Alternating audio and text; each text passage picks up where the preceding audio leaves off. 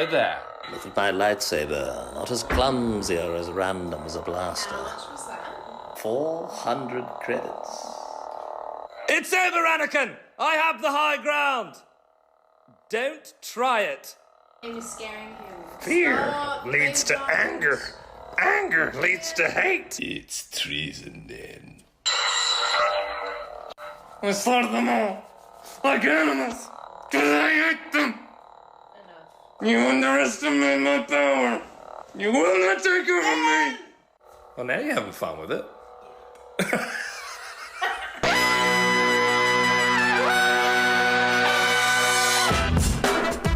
Good morning, sweet world, and welcome to the No Dunks podcast on the Athletic Network. It's Thursday, November 9th, 2023. I am J.E. Skeets here in the Classic Factory. To my left, it's the bearded one, my top shot hot boy, Trey Kirby. Heyo! Heyo! And making the magic happen, getting some reps in before JD takes a quick vacation. It's our guy, Eshwa Kid. How y'all doing? What's up, Esh? Shout out to the stream team joining us live right now on YouTube. Smash that like button and subscribe. We got a whole lot of games to talk about. In fact, we're going to touch on each one because no game left behind. That's right.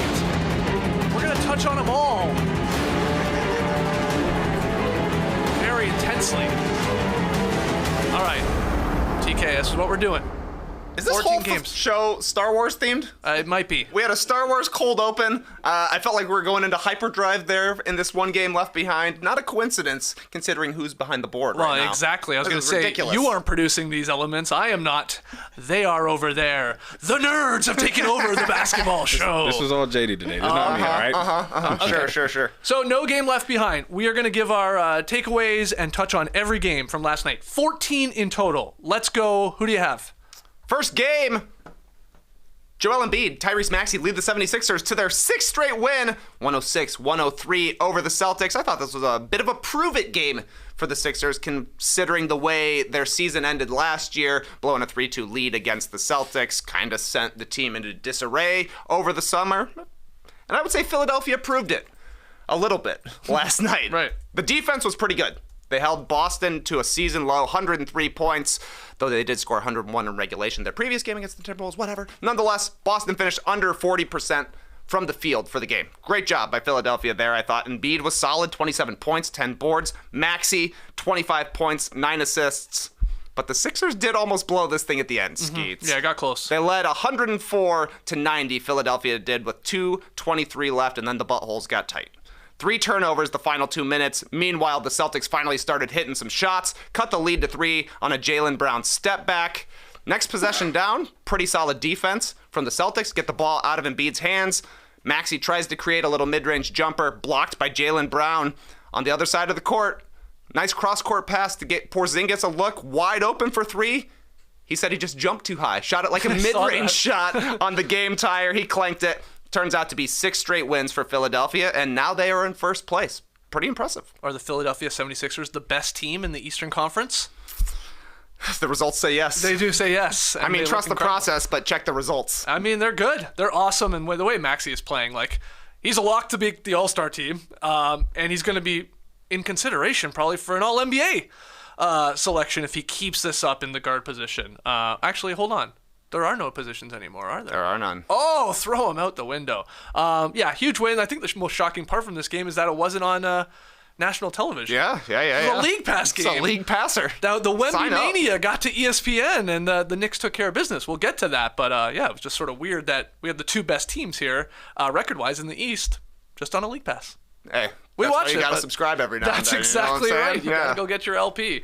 Yeah, good win there from Philadelphia, but it got tight. It got real close. They had a chance. Yes, and, you know, I think that the reaction would be much different if Kristaps Porzingis makes that shot, because I'm be saying, oh, same old Sixers. Who did they even beat these first couple of games here? You know, not playing against the greatest schedule, and then if they had actually blown it, we'd say same old Sixers, even though they look like a different old Sixers right now. So, fun game. I gave it 3.5 stars. Beautiful. Yep. Moving on here. An exhausted Jokic scores 35 points as the Nuggets hold off the Warriors 108-105. This was a wild ending. Tie game with 5 minutes to go. Now, the big story heading into this game, Jamal Murray is out for the rest of November with a right hamstring injury. So that's like, we're looking at 3 to 4 weeks, and then you hope he's back. Here's a guy probably taken out of consideration, unfortunately, now to make his first All-Star game with that much time missed. But yeah, Reggie Jackson filling in for him, Trey.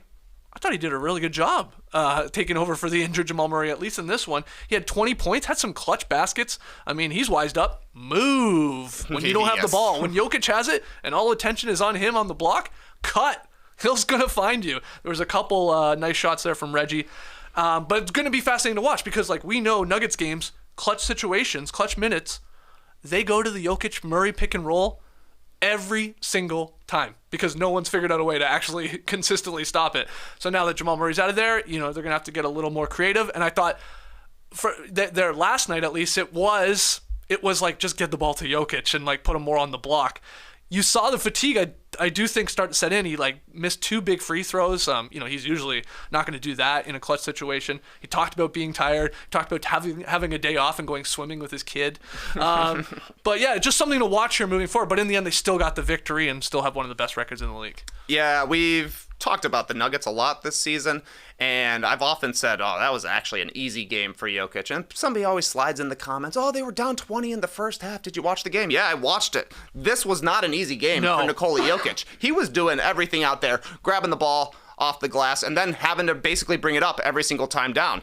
There was some great defense by Jokic, I thought. He was really giving it his all on that end. At one point, he contests a Steph Curry three-pointer, leaks out, beats Wiggins down court, ends up getting some free throws. They had him guarding Chris Paul down the stretch. Aaron Gordon was guarding Looney so that they could switch a little bit more, which left Jokic to have to stick Chris Paul. He did it, cuts him off baseline, then he gets the rebound on the other side of the court off an Andrew Wiggins miss. But you're right, it took it out of him a little bit there because he missed those 2 free throws with 15 seconds left. Also had one of the worst turnovers you'll ever see from Jokic when they double teamed him. I think it was Wiggins and maybe Clay came over to double team him. So Jokic just chucks it over to the corner. And Curry read it perfectly. For Curry. It's like he's throwing it to Curry. Yeah.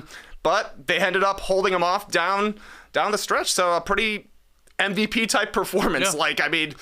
He's at the top of the list according to stats right now, according to Basketball References tracker. But if he keeps doing what he's doing without Jamal Murray for a month, it's going to lock him in, basically. Yeah, 35 points, 13 boards for the Joker in 36 minutes of action. He played the entire third quarter there with a lot of the Nuggets bench who were struggling in this one. They didn't give them a lot last night. Now, maybe a part of that is, Reggie Jackson, obviously, now into the starting lineup, taking over for Jamal Murray. But Michael Malone after the game, in terms of like trying to find guys to help and have these young guys off the bench, he said, I'm not the Salvation Army. I'm not just going to give minutes. You got to continue to earn your minutes.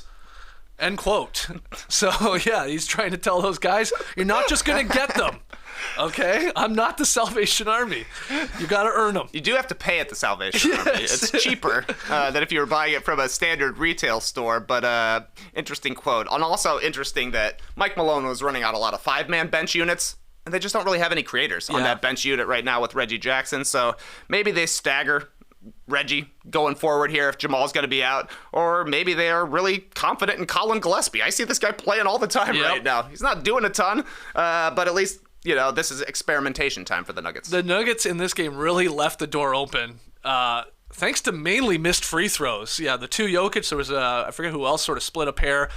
Curry had a great look for him, like in the lane, sort of. I think it was a left-hand layup or floater, that the classic Curry type shot, and he couldn't get a drop. And then even right at the end, Clay fumbled the ball, but they were screaming up there with a chance that Clay was going to get like a deep pull-up 3 to, possibly tie the game. But yeah, it slipped out of his hands, and they didn't even get the shot off. But it was closer than the Nuggets probably wanted. Yeah, if Clay makes that shot, if he grabs it and is able to put it in, that's one of the best shots we'll see the entire season. So not too surprising that he would botch it. Yeah, he was frustrated. See, he went right up to the stanchion. Yeah, that would have been an amazing play if he actually made it. Yes, for sure. All right, so we've got the Sixers, we've got the Nuggets, 2 of the best teams in the league getting victories last night. Where's your next game?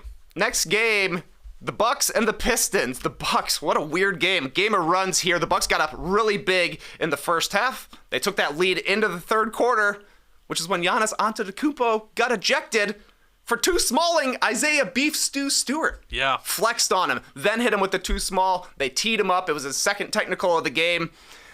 quick technical, but I feel like he definitely got his money's worth to the reaction. To the quick did he technical. ever? He was just chasing referees up and down the court. He sat courtside at one point in this game. Watch the NBA top 10 plays of the night, Skeets. That dunk was number 4. I know. Come on. Yeah, it's at least we got to edit it out of the top 10 or not tee him up for a weak reaction. Nonetheless, it was weird. The ejection happens for Giannis, and then Detroit really seized the opportunity because Marcus Sasser caught fire. 22 points in the second half, went 9 for 13 in the third and fourth quarters, finished with 26 total. And he gave Detroit a 10-point lead midway through the fourth quarter, and that's when Damian Lillard went off. 18 points in the fourth. Brook Lopez made a huge 3 and had a huge block in the final minute of this game to secure the dub.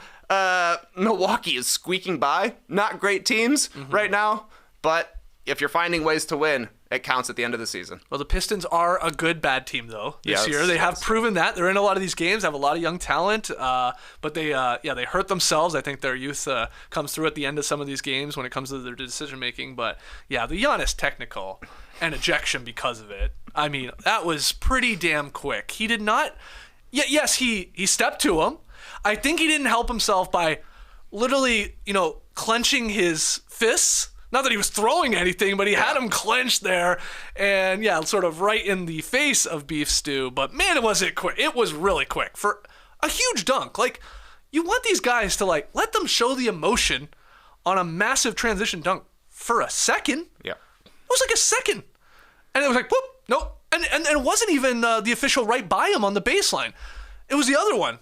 Up by the coaches there. It was like, nope, we can't have that. Wow. He already has one. This is a superstar. It obviously did change the game.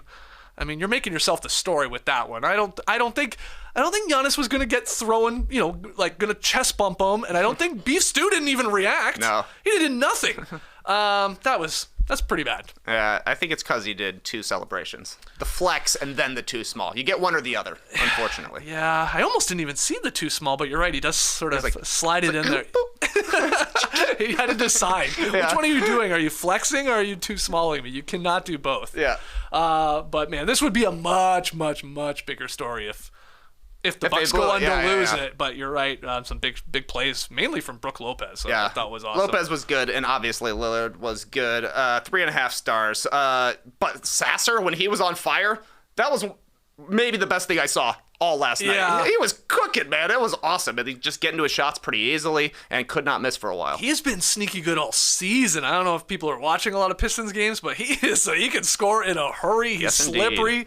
He's one of the leading scorers when you're looking at rookies, at least. He was on fire. That was fun. That was a fun game, especially after Giannis gets tossed. Yeah, I love how he did sit down courtside. I think he crossed his legs, right? Yeah. But then he could almost tell, I better get up. Yeah. Now I'm maybe going a little too far here. He didn't sit long is my point. He didn't sit long. He sat for a second. We got the photo. We got it on video. And then he jumped right back up. And his brother had to come in there. I mean, he was hot. You don't see Giannis That's true. angry a lot of times. And they were like, no, you got to get out of here before you're going to cost yourself some money here. I think he'll probably get probably fined. still will. Yeah. All right, next game. Shai Gilgeous-Alexander scores 43 as the Thunder top the Cavaliers 128-120. So this game featured last night's best individual performance. SGA made 15 of 22 field goals. He was 12 of 13 at the free throw line. He probably could have gone to the free throw line another 7 or 8 times. It was tough for him to actually get a whistle. I know that's a lot of free throws, but man, he was looking around like, I am getting hit a lot here. I'm not going to the line. He fell 1 point short of his career high. SGA's career high, 44. He had 7 boards, 6 assists, 2 steals, and a block. But if you watch this one, or even check out the highlights, this was one of those games where he is just continually getting to his spot, which is right at the corner of the free throw line, and just rising up for jumpers. And it was very easy for him to get to 43. He also iced the game with a big 3. He didn't take a lot of them. I think it was only his second attempt, but he hit one at the top there, put OKC up 117-108 with about 4 minutes to go, sort of ended any sort of comeback from the Cavs. But this was his best game here of the season. We saw a lot of these last year, and we're probably going to get a couple more here coming up. This guy, when he gets locked in, he just goes on these couple week stretches where he seems unstoppable. But great game from him. Yeah, and the way he plays is conducive to taking a lot of free throws. He beats the grifting allegations. but he's kind of a grifter. That's why he was complaining for a lot of these calls, I thought, but he also got a lot of calls. Another solid game for Case and Wallace, 14 points off the bench. He's been a nice find for them. It was kind of interesting coming into the season that they used a couple of picks to be able to move up and draft him, considering Shea is one of their leaders. He's a major ball handler. Obviously, Jalen Williams handles the ball quite a bit, and then Josh Giddey is a playmaker for the Thunder as well, but they found a way to get him on the court because he brings the defense and he brings a little bit more athleticism to the guard position for OKC as well. Meanwhile, the Cavs just could not shoot threes. 9 for 29. That's hardly any attempts to begin with, and then only 9 makes. Ain't gonna do it. Yeah, Donovan Mitchell, who entered last night's action tied with Joel Embiid for the leading scorer in the league at 32.5 points per game. He was held to just 20. 8 of 23 shooting. Rough night. Good defense from OKC. OKC as a team, just final thought here, their shooting splits in this game, 51.2% from the floor, 41.9% from deep, and 93.3% from the free throw line. So as a team, when you're going 50, 40, 90, you like your chances to win. And no wonder they put up 128 points. So they're rolling right now, OKC, after a bit of a slow start, right, to start this season, I would say. All right, next game, Trey. The Kings beating the Blazers our next game. The Kings had lost 3 straight without De'Aaron Fox heading into last night. They really needed a win. They trailed pretty late in the fourth quarter against the Blazers here before Malik Monk just started getting downhill every single time. He scored the final 9 for Sacramento to force overtime. Hit a couple of free throws late to put the Kings up in overtime as well. Jeremy Grant missed two quick 3-pointers, I thought. Yep. I think the Blazers had the ball with maybe 12 seconds left in OT. They ran a play, get Grant a shot from the corner, and he took it right away. It wasn't really open. Then they get the offensive rebound on that. Somehow finds its way back to Grant from the top of the key. 4 seconds left. Maybe could have made a move to get a better shot, but he took him either way. They didn't go in. Ton of free throws from Malik Monk as well last night. They just needed somebody to play downhill. This was an ugly game, though. Nobody wanted to win this game. This one was disgusting. 18 turnovers for the Trailblazers, 21 turnovers for the Kings. But the Kings were making a lot of hustle plays in overtime that I thought you could tell they were on a losing streak, where they would have a ridiculous turnover, but then they would actually hustle back. Davion Mitchell made a big play. Malik Monk made a big play that just saved the game by the skin of its teeth for Sacramento. So they get a win. The coolest thing, I guess, here is that Keegan Murray and Chris Murray played against each other. Man. Twin versus twin. Yeah, they exchanged jerseys at the end of the game. Yeah. Which is really funny when you think about it, being twin brothers. I'm sure they could get their hands on those anytime they wanted. You don't know when they're going to see each other again. Christmas, maybe? Did respect the photo they took, though. I thought it was smart. Instead of both turning the jersey around to show Murray, their same last names, one of them held it, King's jersey facing forward. The other one with it flipped around, so we get a little Murray there in the photo. I thought it was smart. I don't know if they planned that, but that'll be nice for the family to put up on the wall. It's just a great photo. And, not a lot of times in NBA history we've had twins playing against each other. I know it's happened. It's not the first, but what?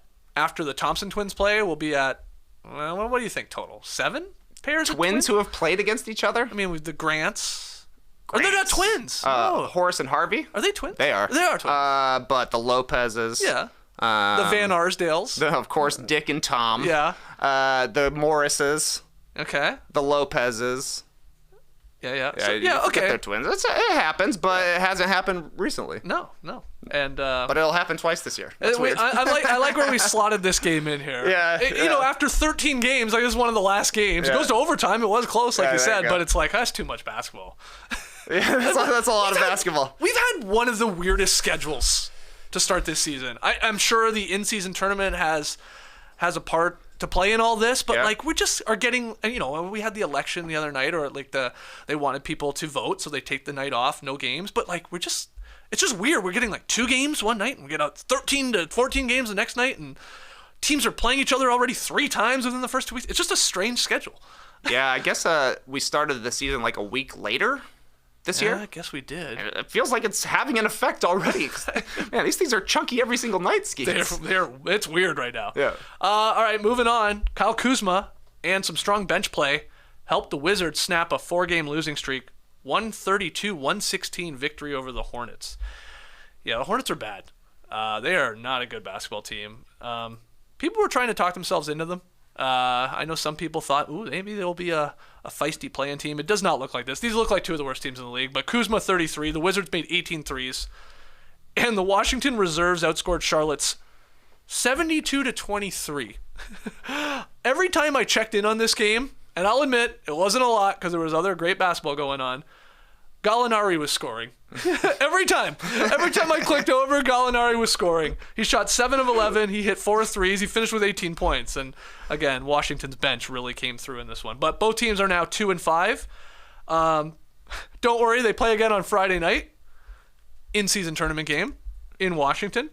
And then they play again later in November.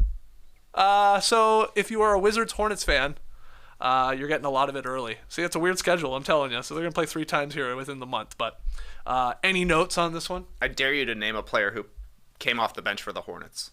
Off the bench for the Hornets. Yep. Teo Maladon. Oh, big time. The leading scorer, 9 points. Oh, wow. Okay. Yeah, they only scored, what did I say, 23 total. Yeah. JT Thor, did he start? JT Thor, he came off the bench, played 21 man, we're minutes. sickos, baby. 21 minutes, 0 points. The hammer. Who else?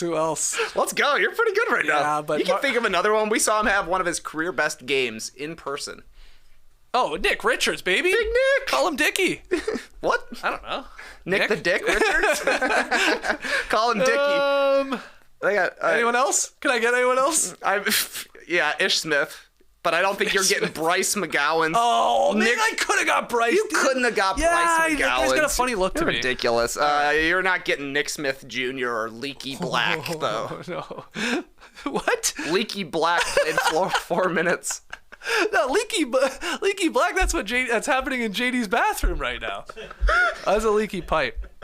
I went to the restroom the other day here in the Classic Factory. I went to wash my hands. Good. I do. Good. You know, I'm sort of drying them, and I'm about to leave, and literally the vanity or whatever, the where the sink is, water just starts pouring out of it. I'm like, what the hell's going on here? We got a Leaky Black in here. I popped my head underneath, and pipe undone. Just water. When I turned the water on, it was literally just pouring out. Did you do it? I don't think so. You took a shit the other day. What'd you do in there? Hey, man. Jeez, blowing up my spot. So what if I ate a lot of chili onion nuts right before I went to bed the night before? Don't do it, man. Like, I finished a whole bag of nuts. Whole bag of peanuts, and left over at the bottom was like all the seasoning that they put. No, you didn't. Seasoning to the mouth. Oh, it's just pure salt, man. Oh, I was paying for it yesterday. Wow. I was definitely paying Anyway, for it's it. all fixed. all I know what fixed. you're wondering. Did JD fix it? No, his wife did it. JD was like, oh, I don't know what to do. All right, we got one more Hey, game. LaMelo, back-to-back 30-point games. Who cares? The team stinks. I care, man. They suck. They're so bad. They're not fun Who do you to think's watch. worse, Wizards or Hornets? I think the Hornets are worse. Who do you think's gonna have a better record at the end of the year? Oh. Yeah, that's going to be tight. I'm going to go Wizards. All right, I'll go Hornets. Oh, Nice, man. nice, nice. Wow. Loser has to fix the bathroom. Loser has to take a bag of seasoning to the face.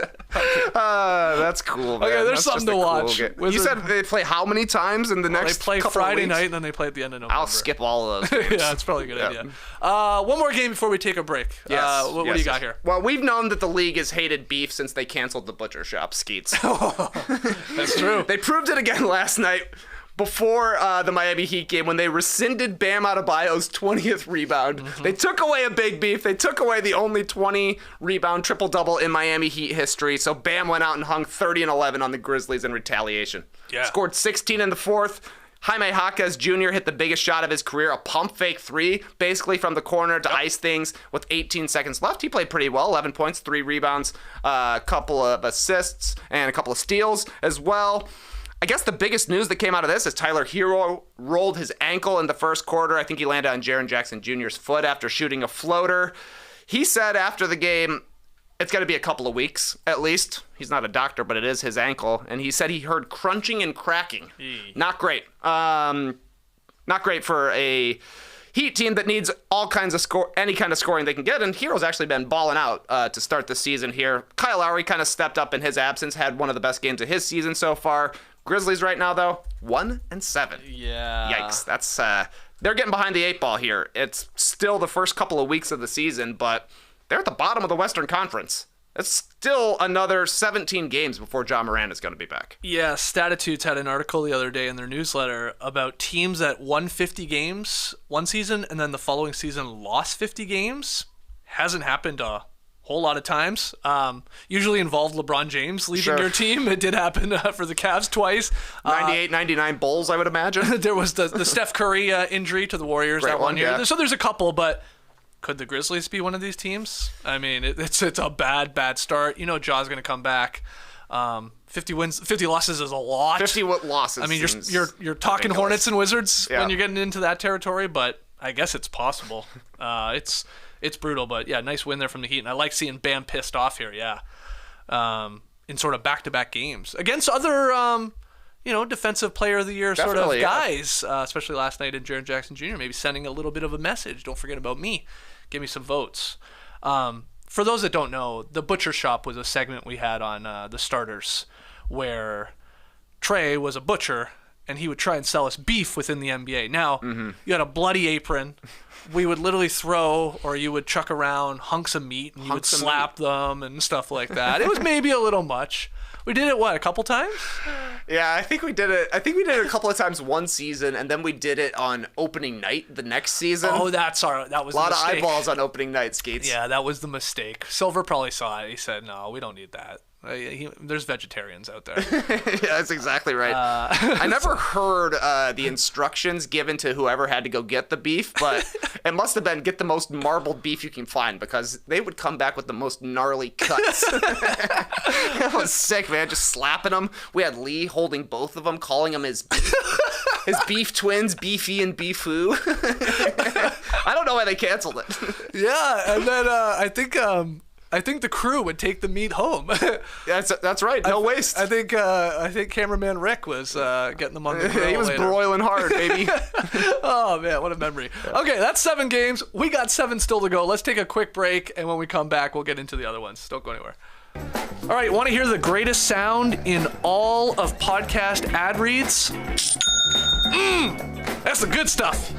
Whether you're selling a little or a lot, Shopify helps you do your thing however you cha-ching.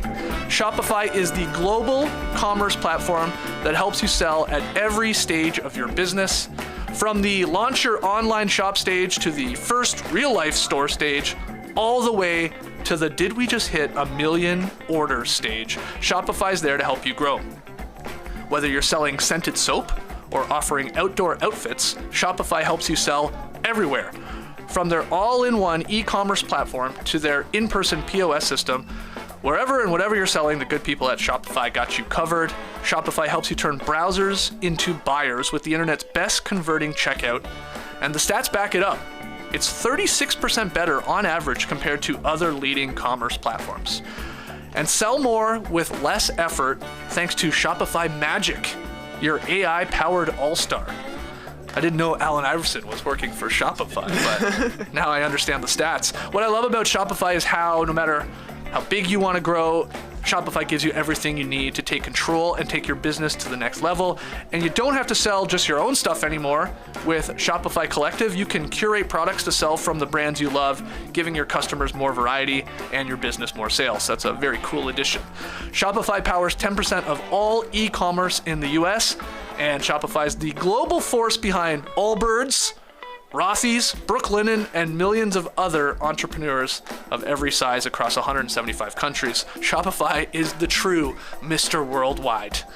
Sign up for a $1 per month trial period at shopify.com/nodunks. That's all lowercase. Go to shopify.com/nodunks now to grow your business, no matter what stage you're in. Shopify.com/nodunks. All right, still here in the Classic Factory on a Thursday. Thanks to everybody joining us live on YouTube. Smash that like button. Make sure you subscribe, share the show. Podcast listeners, leave us a 5-star rating and review. Well, look at us. We waited almost 30 minutes until we start talking about our teams. We were holding on to our homer cards. But here we go. Well, you maybe don't want to play your homer card. My team played the best game of the night last night. Oh, good point. Yeah. And my team won. So let's start with the Raptors. Yeah. Siakam and the Raps beating the Mavs 127-116. They finished the little 2-game sweep there in Texas. Remember, 3 nights ago, Toronto came back from 22 points down to beat San Antonio, getting me in trouble at dinner while I'm trying to watch it. My wife's hitting me. Put it away. But the Raps get another one here. Siakam and OG Anunoby, they like combined to go on like an 11-0 run that really broke open this game. It was tied at 73, and then the Mavericks could just never really get any closer than 9, I believe, from there on out. But man, the story from this one is Spicy P having his best game of the season by far. Season highs in points and rebounds. He had 31 and 12, and he had been sluggish. We'd been talking about, hey, are we going to start doing Siakam, trade packages, trade rumors? Are they going to move off this guy? Well, at least for one night, he sort of put that to rest. 15 to 25 from the field. He added 5 assists. Now, he couldn't hit a 3 still to save his life, but he recognized that, hey, the Mavericks have no big guys. Derek Lively II, their rookie center, who's been great for them. He didn't play in this one. He had an illness. Maybe he's got this cold that I got. But I think the Raptors... It took him a second to figure out, like, there's nobody in there that can stop us inside. Siakam did work in there. Dallas got out-rebounded 50 to 38. They allowed 72 points in the paint. So he's pretty important. Derek Lively II turning into a Mitchell Robinson, like he is to the Knicks. That's what Lively II is to the Mavericks, at least in terms of, like, shoring up the inside. But good team effort here from Toronto. Not just Pascal Siakam popping off. OG, 26 points. Good job on Luka, as well as you can play him. Made it a little difficult. You see Luka's stash, by the way? This thing is glorious right now. I saw it opening night. I was like, this guy's got a mustache coming in here. He had a little bit of stubble as well, but yeah, it's a full stash. It's Movember. It's getting real nice. Yeah. Scotty Barnes flirted with a triple-double, and then the Raptors bench finally giving them something. They were actually positive. Gary Trent Jr. had 16 points in 26 minutes, and Chris Boucher, that guy is the Energizer Bunny. He was all over the place, 10 points in 15 minutes. So they got some help there, but good Raptors win here. I literally had a Jimmy Butler or perhaps Rajon Rondo moment looking at the box score here where you're like, what? 72 points in the paint. Yeah. That's a big number. That's a huge number, Skeets. A couple of things I saw kicking around last night on Twitter while this was happening. Did Darko win challenges on back-to-back plays last night? Yes. Yes, he did. Nice. Well done, cool. Darko. Yeah. Yeah, back-to-back jacks on that one. And then this, I must be mistaken about this. There's no way this is actually happening. Otto Porter Jr. is playing regular minutes now? Yes, he is. We need what? He's a vet. No way. Yes. That's you want to talk about crazy. a mustache. That guy's had a mustache forever. Yeah, Lionel Richie himself. That's right. Yeah, this was the Raptors' best team win, and again, they're all NBA guy in Siakam, an all-star level guy. He had a good game. They just went inside. Good wins here. Coming back from San Antonio down 22 and then getting this one. I like how they took care of business at the end there. Again, sort of just stiff-arming the Mavericks and could never let them really back into the game. Let's talk about your Bulls. Yes. It was an entertaining game. Great game, competitive game. Suns were really playing, I thought. Bulls were obviously really playing. They need to win. But the big thing was this was Bradley Beal's Suns debut. Only played 23 minutes, went for 13 points, 4 rebounds, 4 assists, 3 for 12 from the field. He was moving well, I thought, but definitely rusty. Had 2 of his makes on basically back-to-back possessions, hitting back-to-back threes. Suns got off to a huge start. The Bulls fought back. Then the Suns stretched out the lead again. Then the Bulls fought back. Chicago nearly stole this win because Phoenix went really, really cold in the fourth quarter. They didn't make a field goal their last 4 minutes and 45 seconds of the fourth quarter, including Kevin Durant had a shot to win it at the buzzer. Well defended, though, by Alex Caruso. Caruso was incredible last night. 19 points, 4 rebounds, couple assists, 3 steals, 2 blocks. I don't want him to trade Caruso, but people should be offering multiple first-round picks for this guy. He is incredible, and he's good enough on offense right now that he can help you on that end. He had a hilarious finger roll where he wanted to dish it off, but they took away the pass, so the man's just floating. It looked awesome. It looked so cool. Ugly start to overtime, though. The Bulls had a lead with 1:20 left. And then it was Yusuf Nurkic takeover time. Yeah. He found Keita Bates' drop for a three-pointer, had a nice poke-out steal on Vucevic in a post-up, and then a bumbling layup to take the lead with 7 seconds left. DeRozan had a shot at a mid-range jumper, looked online, but then it was way, way short. Clankarooski, it's Jover, 4 stars. 4 stars? 4-star game. Do you have this one on Letterboxd? No. See, that's what I want. I want a Letterboxd, but for NBA games. I think that exists, doesn't it? Does it? Excuse me. There was some site that you could go to without knowing the results of the game, and it would like recommend which ones to watch. So there's similar. It's similar to that, for sure. Yeah, I forget the name of it. Yeah. But okay. Great game. I watched the end of this one. Was fun. Caruso was fantastic, you're right. That's a fun matchup, just putting Caruso on KD and like, can you stick with them? And Nurkic, man, holy. That guy's a roller coaster. Oh my God. That guy goes from being like one of the best looking players on the floor for stretches, like he was at times in this game, especially at the end. And then other times, mainly in the fourth quarter, where you're going, what are you doing, man? Yeah. What are you doing? Like, it's up and down with him, but more up than down last night. Overall, he had a monster line and was instrumental in the victory. 6 turnovers, and we've seen him miss a ton of layups. You see, like, the overhead cam shot of the one he finished to really win the game, and DeRozan just, like, looks up. Like, he just challenges, arms straight up. He's like, he might miss this one. That's the smart way to play it. But then it goes and he's like, oh, man. I can't believe it went in. But a great shot from Nurkic, and that dastardly Grayson Allen, man. This guy is becoming a John Starks-esque villain for Chicago. Obviously, they had the run-in with Alex Caruso in the playoffs a couple of years back. But 26 points, 8 rebounds, 4 assists, a steal, 2 blocks, a career-high 8 threes for Grayson Allen, man. If anybody else can make those shots, but it was Allen, bro. Allen and Nurkic, that's a tough way to go. I was just going to say, I got to be honest, Trey, you've taken your fair amount of shots at Nurkic and Grayson Allen being on the Suns already this season. I'm like, oh boy, these guys are cooking your team. Yeah, like, that was sad stuff. Woo. Last year, Devin Booker scored like 50 points in 7 minutes or something against the Chicago Bulls. So I was like, well, at least it's not Booker. He's not going to kill us tonight. Instead, it's Grayson Allen. Yeah, instead it was Grayson Allen and Yusuf Nurkic. Fun game. Go check out the ending of that one for sure. All right, next game here. Jalen Green scores 28 points as the Rockets crushed the Lakers. 128-94. The Rockets scored the game's first 8 points. They led by 21 at halftime. They did not let up after the half. They took a 90-64 lead with 3.5 minutes to go in the third, and fourth quarter was garbage time. They hammered them. H-Town, great offensive night. They shot 55% overall, just under. They made 42.4% of their threes. Jalen Green was hitting a lot of those. I think he hit 5 of 6 from deep. And the Lakers, is it time to press the panic button? Anthony Davis, he lied. I thought he was going to be good to go after the injury that eventually took him out of the last game. He's like, I'll be good to go on my next one there on Wednesday night. He sat this one out with a groin injury.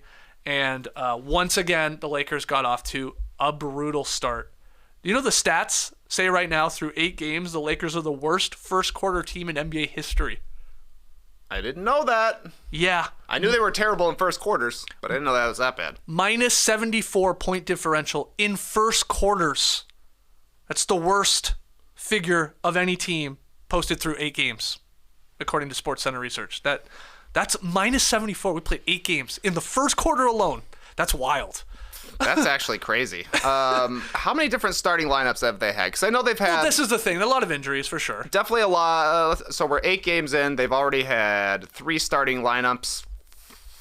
Understandable, like who's been injured? Like, obviously AD, Rui, there's Gabe. Torian Prince was out for a little bit. Yeah, and then obviously Davis missed last night. But yeah, I don't know. The best thing I saw in this game was the logo that the Houston Rockets had at half court. It looked incredible. You liked it? Yeah, it was like a little astronaut man, a little astronaut playing basketball. It looked like a 80s hand-drawn logo, like the Bucks dancing with a basketball type beat. But yeah, that was a cool logo, but not a cool game for Los Angeles. Yeah, Lakers currently rank dead last in both first quarter offense and first quarter defense. That is mind-blowing.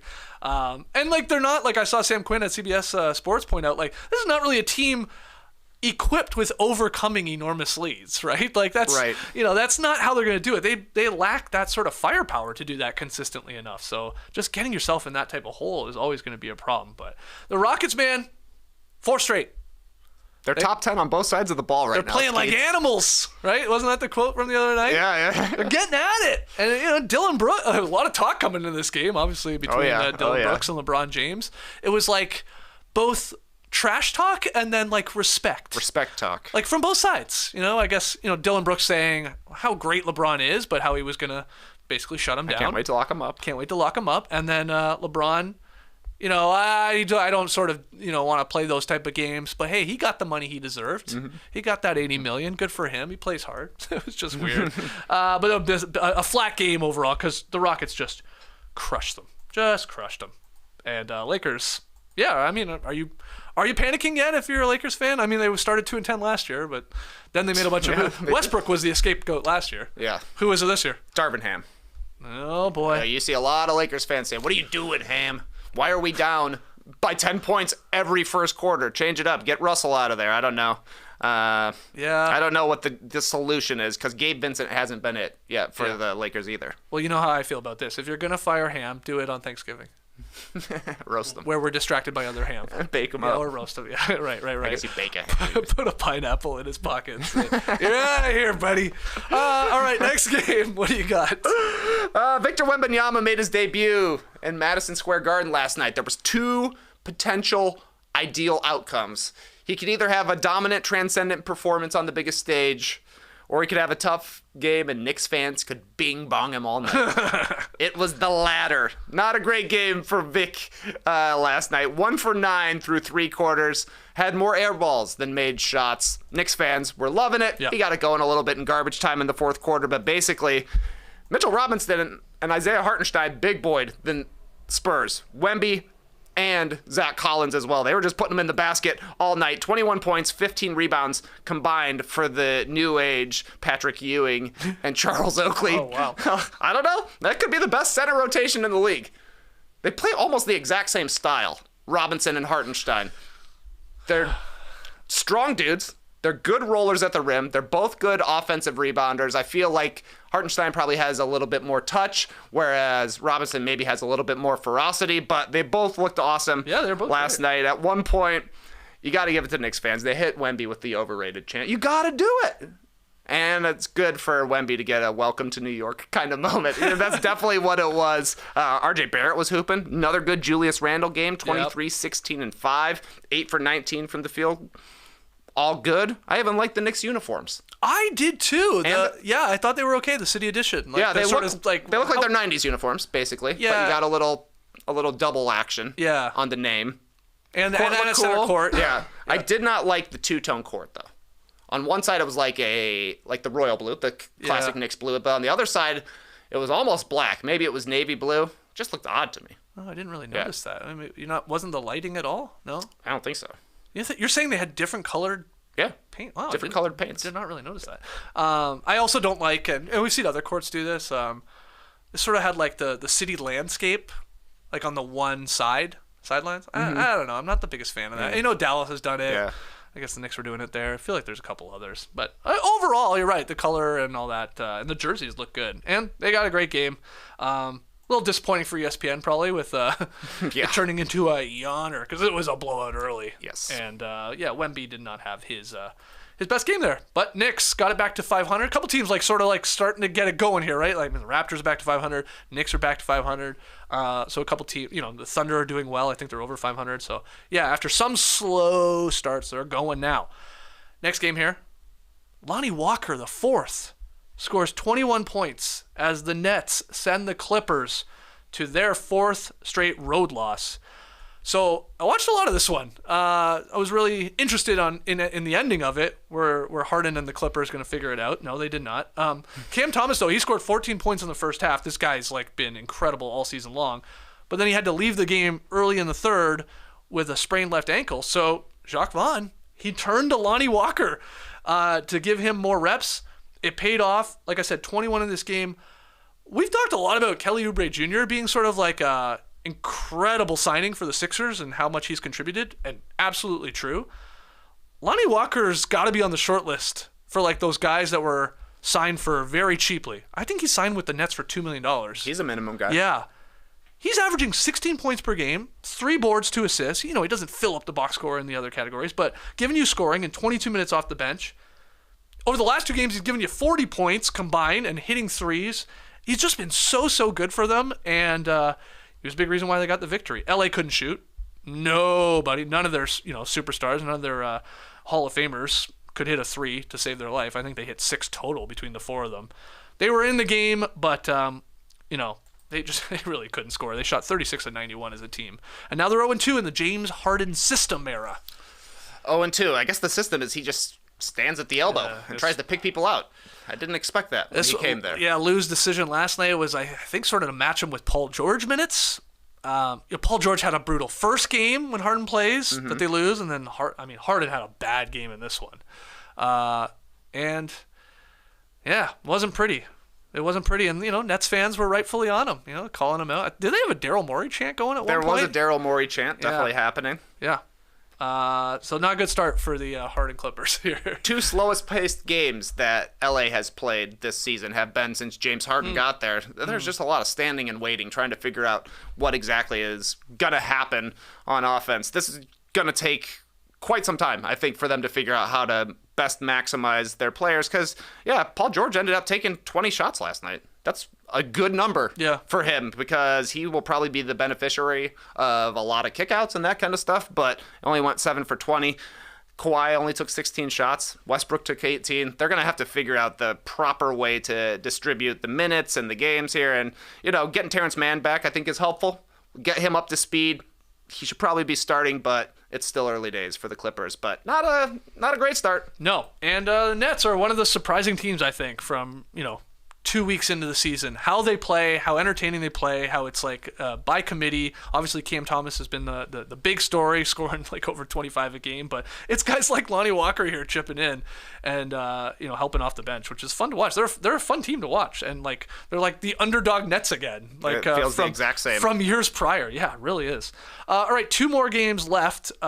You've got the Wolves with a dominant victory. Yeah, easy win for Minnesota last night. They were wearing their throwback uniforms. Looks sweet. Ooh. That's a small logo at center court, especially when you compare it to the crazy ones we've seen. Yeah. It feels like it's only the size of the jump ball circle. Yeah, But well, that's how they used to be, really. Exactly. It looked awesome. No Zion for the Pelicans, no CJ McCollum, and they just did not have enough offense to keep up in this one. Minnesota made 14 threes in the first half. New Orleans attempted 12 and made 3 of them. The math doesn't add up. It's just not a way that you can win in today's NBA playing like that. And they were shorthanded, so what are you going to do? But that's kind of been the story of the Pelicans the past couple of seasons. Rudy Gobert, he beefed last night. 17 points, 21 rebounds. That's a lot of roast beef. Huge dunk by Anthony Edwards as well. He's got one of the best windmills in the game. Oh, my God, does he ever? I mean, he also had a huge block in this game. Yes. The highlights from him alone in this game, he had like 2 or 3 incredible plays. I think he's got the best windmill in the game. It's pretty. He really commits to it, It looked nice. He has good, so still some Dominique power even to it when he gets it in the rim. That's a good one. I mean, Zion is good too when he plays. Just a shellacking here from the Wolves. A shellacking. They're feeling real good right now. 23 points on 12 shots for Towns. You like to see that. That's better. Definitely. Yeah. It's definitely good. No temper tantrums last night. No temper tantrums. Not a lot of stressful situations, I don't think. No, but you do. I will say, we've seen many teams do this before. They beat the Nuggets, they beat the Celtics. And then sometimes you have a letdown. That happens. You're like, oh, this team's for real. And then they play like a team like that's shorthanded like the Pelicans were, and you're like, oh, what's going on? I like that they just kick their ass. Like that you start showing me like you're an actual good team and you're for real. Like you're stringing it together here. So they lost opening night to the Raptors. Whatever. It's opening night. It happens. But they had that disgusting loss against the Hawks where they had a huge lead in the first half and then they lost huge. This was kind of similar except for first half leads. Very real in this one. So shout out to them for having the focus to actually keep it going rather than turtling it away like in the Hawks game. Final game. We've almost made it there, guys. The Pacers, led by Aaron Nesmith, crushed Utah. 134-118. They pulled away from them.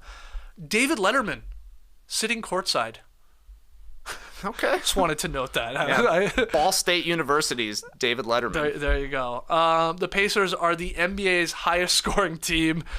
They've won 3 of their last 4. They've topped 120 points in their 4 consecutive games now. They score so much. We called this one. I feel good about this one. We said coming into the season, Pacers, man, they should be on your League Pass sort of list of fun teams. They are going to get up and down. Halliburton's basically Steve Nash 2.0, man. This guy's like just trying to throw no-look dimes out there and just push the tempo and find guys in rhythm, and he is. And they just ran away from them. That's what they did. Now, before the game, the Jazz announced that starting center Walker Kessler he's going to miss at least 2 weeks because of an injured left elbow. So Will Hardy, the Jazz coach, he decided to go with a 3-guard lineup, and rookie Keontae George got his first start of the season. He played okay, but they sort of went small, and it didn't matter with the way the Pacers are playing right now. They're just like, all right, sweet. It's like a pickup run. Let's go. And they're all contributing, and again, 6 Pacers scored in double figures. Any thoughts on this one? Not many thoughts on this one. This is some bad defensive teams playing against each other, but Indiana's really, really good offensively. Utah, though, 2-7. You know, they had a hot start last season when they had all the vets left over from the Rudy Gobert trade and the Donovan Mitchell trade. Yeah. They traded those guys away at the trade deadline. They fell off, missed the playoffs last year. The start of the season feels like the end of the last season. There's just no defense in Utah, especially if Kessler's going to be sitting. Yeah. I was going to try and give you like a top 10 list because Letterman was sitting there about this game. But I'm like, who wants to hear that? How am I going to come up with 10 things from this game? Yeah. I mean, and I knew it was going to be deep in the show already. So I axed it. I think that was a smart move. I think so too. Sometimes it's things you don't do on a podcast. Do you have any like in your memory bank that you were gonna? I didn't even start. You just had the list. I didn't even have one. I thought, hey, that could be a fun idea. Hey, Letterman's there. He did top 10 list. Yeah. And then no. And then I'm like, what other things did Letterman? What else was Letterman known for? Like within his show, right? Uh-huh. Like what were other go-to bits? Will It Float? Was that David Letterman? Was that a thing? That does sound oddly familiar. Where's Kelly Dwyer when we need him, man? Yeah. Oh yeah. He can tell us every show and every guest probably on every episode. Did he do Stupid Human Tricks? Yeah, that one. Yeah. What? Stupid Pet Tricks, Stupid of course. Pet Tricks. Yeah. I guess top 10 was the number one thing. Yeah. That he had every show. Okay. Anyway, good win from the Pacers. All 14 games. Look at that. We did it. Touched on every single one. Don't do it again, NBA. It's too many. Sure it'll happen again next week. Probably. All right, one more break. When we come back, tweet of the night. I wore clothes a couple times this weekend, and I gotta be honest. Decent fits, but I was feeling like it's time for a wardrobe refresh. If you need some new threads in my closet as we head into the best dressing seasons of the year, fall and winter, you can layer up. Oh, great times. But no matter what's in your closet, Indochino makes it easy to keep your wardrobe fresh with looks made just for you. From suits and shirts to outerwear and more, Indochino keeps you looking right for formal Fridays, holiday parties, and whatever other kind of end-of-year events you got going on. For a limited time, you can shop Indochino's best prices of the year during their Black Friday event. Made-for-you suits start at just $349, and premium shirts start at $49. If you want to bundle up, for some more looks, we're talking 2 suits, starting at $749, 5 shirts for $249. You do the math to figure out how much it is per shirt and per suit. It's easy, but I'm not doing it. Nonetheless, there are countless customizable options with new styles and fabrics added throughout the sale. Refresh your wardrobe with the best prices of the year during Indochino's Black Friday event. Secure your appointment now with sales starting in-store and online November 6th. Hey, that's today. Yes. Monday. Wow. Starting November 6th at Indochino.com. INDOCHINO.com. Okay, we were talking about the infamous Butcher Shop segment that NBA TV told us to get rid of. Nobody wants to see that man in the beard slapping meat. He's not even wearing a beard net. Or did we have you in a beard net? I think I did wear a beard net. Safety first. Yeah. Safety first. But look at that Photoshop. That's pretty good. That's actually. great. I mean, I would watch that segment. Let's this guy get a Selby. Yeah. But you know, maybe I'm overthinking this. Maybe it actually didn't have to do with the bloody apron or a man throwing around chunks of meat. Maybe the NBA didn't like that we were celebrating beefs within the NBA. Could be. You know, player X doesn't like player Y, or this guy doesn't like this ref, or I forget what we were doing, but stuff like that of that nature. Combo. Maybe it was about that. Yeah. No, they literally said too bloody. Too bloody. Too bloody. Okay. Well. Too bloody the beefs, though. Like within the NBA, you mean? All right. It was a great segment. It was a great segment. I'm glad we got it on television. Okay, let's go to Tweet of the Night. Tweet of the Night. Wow. Tweet of the Night. basically our equivalent of a Letterman top 10 list, really. Not too different. Think about it. It's just as funny. Usually, because this one's great from @DownToDunk. They tweeted yesterday, "It's happening, now available. You can buy a shirt from Down to Dunk that says Slob Wizard on it, and this incredible graphic of a wizard that is Josh Giddey." Yeah, we have Slob Wizard t-shirts to buy from Down to Dunk. Sidelines, out of bounds, wizard. Giddey himself. What do you think of the design and them capitalizing on this? He makes a beautiful wizard. he's got a wizard look to him, but they had to beard him up because he looks too young, like a young wizard. A young Tom Riddle at Hogwarts University. Right. I I guess like it's not a university. I like the colors though. Yeah, it looks good. I think he hates this nickname, right? Yeah. That's why it's funny. That's why it's gonna stick. Yeah, if you get a nickname that you don't like, never go on record saying I don't want that nickname or do better or don't say that because then you're screwed. Yeah, people are like, oh, well, that's your name. He doesn't like being called that. It's like when Big Baby tried to stop being called Big Baby. We're like, come on, man. Yeah. We're not calling you Uno. No way. They always come around to it though. Yeah, well, I am the Big Baby. I am the Slob Wizard. Didn't Big Baby want to be called the Ticket Stub? The ticket Because he was after with Big Ticket. Big Ticket, and he wanted to be called a Ticket Stub. Yeah, don't ever do that either. Don't tell us what to call you. Yeah, it never your own works. nickname. It's not gonna work. Stub. Great shirt. Great shirt there from @DownToDunk. Go get yourself a Slob Wizard if you're an OKC or Giddey fan or fan of Wizards, fan of sideline out of bounds plays. I would hope they give John Hollinger one on the house. Oh, they got to. I mean, he coined it accidentally. Coined it. Definitely coined it. And, I know Andrew Schleck could get in touch with John Hollinger quite easily. Yes. Andrew could get in touch with us quite easily, too. I mean, we sort of help bring it into the limelight a little bit, right? He has our email addresses, Yeah. All right. Let's call it there. We did it. We touched on every game, and we showed you a Slob Wizard t-shirt. That's what you're looking for in an NBA podcast. If you are a fan of Survivor, you should join us later today at 1 p.m. Eastern. It was a double boot last night. Yeah, in addition to 14 games, we got a double boot on Survivor. We'll be breaking down this 90-minute episode. JD, TK, Ash will be helping us. Can't wait to break it all down. No spoilers, but not happy with some of the people leaving the game last night. Some tough losses. Thank God the Raptors won. Let's just say that. Well, it's actually kind of funny because the other guy who went home is from Illinois. Oh, really? He's an Illinois boy. I did not know that. Yeah, tough night for us on Survivor. We'll break it all down. No buffs, 1 p.m. We're back tomorrow. The Drop Podcast, 10 a.m. Eastern. We'll see you here live. All you stream teamers, podcast listeners, you'll be hearing us a little bit later in the day. Till then, Clipper Bros. You heard it here first. Have a great time. Turn up. Love you guys. Awesome. Thanks for joining us, and remember, here's a great nickname, actually, from David Letterman's show. In 1995, for about a month, he had a guy on named Dick Assman. Oh, yeah. He called him Assman the Gas Man because he worked at a gas station. Awesome. But he never tried to change his nickname. He just took it in stride. Okay, Slob Wizard? Brace the day, people.